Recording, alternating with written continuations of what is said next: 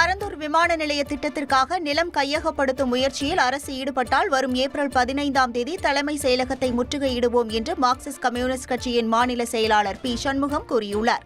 காஞ்சிபுரத்தில் பரந்தூர் வட்டார விவசாயிகள் நில உரிமை பாதுகாப்பு மாநாடு நடைபெற்றது. இதில் கலந்து கொண்டு பேசிய சண்முகம், விமான நிலையத்திற்கு மாற்று ஏற்பாட்டினை தமிழ்நாடு அரசு செய்ய வேண்டும் என்று வலியுறுத்தினார்.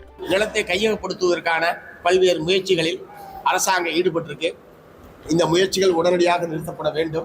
கட்டாயப்படுத்தி இந்த மக்களை வெளியேற்றுவது, நிலத்தை கையகப்படுத்துவது என்கிற முயற்சியில் தமிழ்நாடு அரசாங்கம் ஈடுபடுமானால் தமிழ்நாடு விவசாயிகள் சங்கமும் இந்த பரந்தூர் வட்டார விவசாயிகள் அனைவரும் சேர்ந்து வரக்கூடிய ஏப்ரல் மாதம் 15ஆம் தேதி சட்டப்பேரவை கூட்டத்தொடர் நடக்கிற போது தலைமைச் செயலகத்தை முற்றுகையிட்டு எங்களுடைய கடுமையான எதிர்ப்பை தெரிவிப்பது என்று நாங்கள் தீர்மானித்திருக்கிறோம்.